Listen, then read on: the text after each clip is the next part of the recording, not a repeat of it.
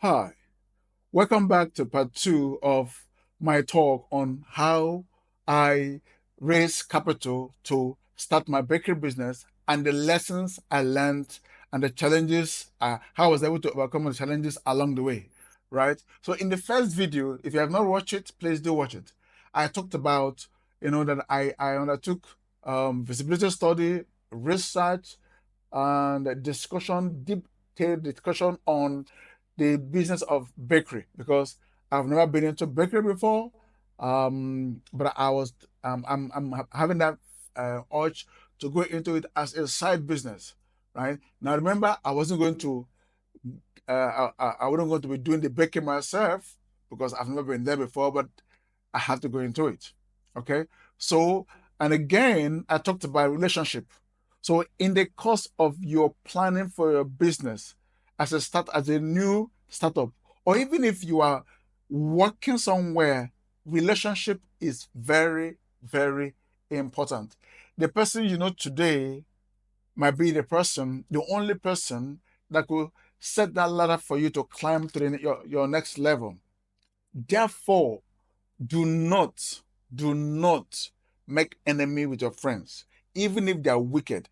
They might be wicked now, which means they might not be that might not be the right time for both of you to bond.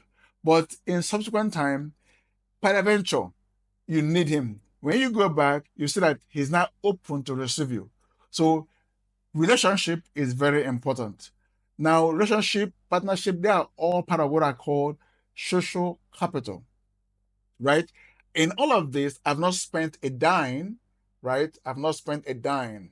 No, I've not spent a dime. So don't think it's all about money. It's not all about money because if my friend who gave me the property, I didn't pay him, purely free. The friend on whom I discussed with concerning the business, I didn't pay her for consultancy, purely free. Now our partnership also had no financial, as in you are bringing in no, purely on mutual understanding. All the people I discussed with, even related to business, all free advices. Why? Because of relationship, right? It's important you keep relationship. Now, the next thing I did again were to find out other resources, alongside human capital skills that will be needed for us to now launch out, right? Now, the lady and I had a good time again discussing this, the equipment that we need to procure, right? Now, we already have the space. What do we need to um, add to the space to make it more ideal for the kind of business? The furniture involved, other accessories needed. We listed all this out and then did our research on the cost. Another lesson, budgeting, right? Budgeting, financial budgeting. You list the items you want to buy, the items needed for the business, not all the items actually, the basic startup items you need. You list them out. You may list everything, but you give priority to the ones you need to help you start the business. Because if you want to buy everything, you may not start the business because at the end of the day, you may run short of funds by buying what you don't even need to start up. So focus your attention on buying the basic items you need for the first phase of your production or first phase of your sales, right? Focus on those. Don't go buying even if you have all the money, do not. Let your risk be low, let your startup be low, let your build on what you have or what you've purchased, right? Because when they are massive, you find difficulty managing them, understanding them, and along the way, everything could fall off and the business end. So start with the list, right? Don't be ashamed. Don't say my friend did. No, no, no, no, no. Do not compare yourself because this is strictly you and you alone. Even if you have partners, yes, but they understand. I believe they will understand that you need to start small. So we focused on the basic items we needed to start.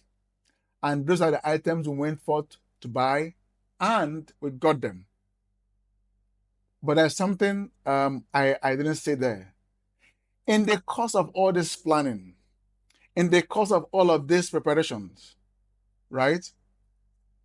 I'll make there something, please.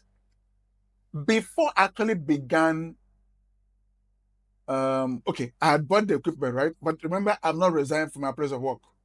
Yes, I have not resigned from my place of work. What really happened was, in early 2020, in early 2002, I was fired.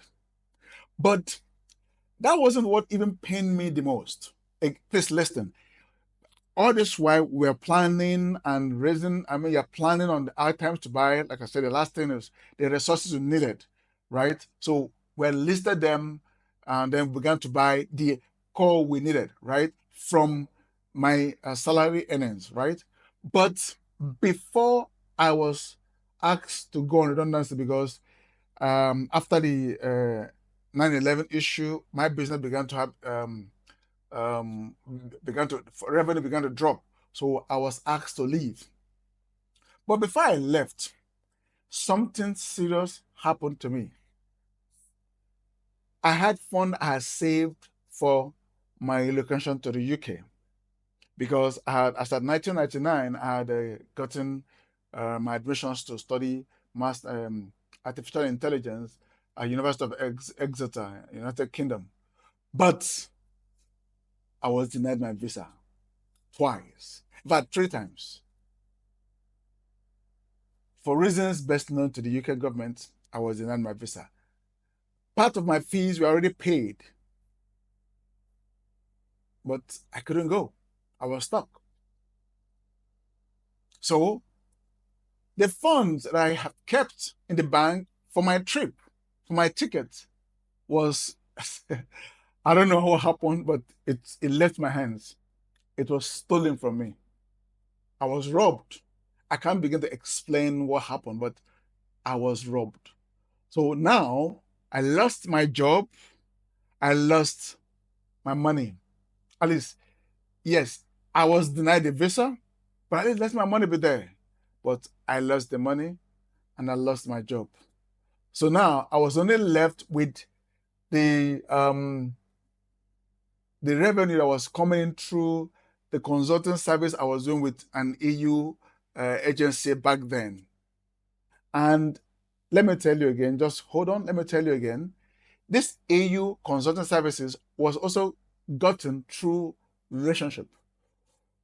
While working as a manager, I had another friend who recommended me to an EU project that was managed by an Italian then. And I began offering them IT services. Moreover, I developed a website, managed it, and did other related IT services. And every month I was paid. Now, the payment also involved even when I didn't work.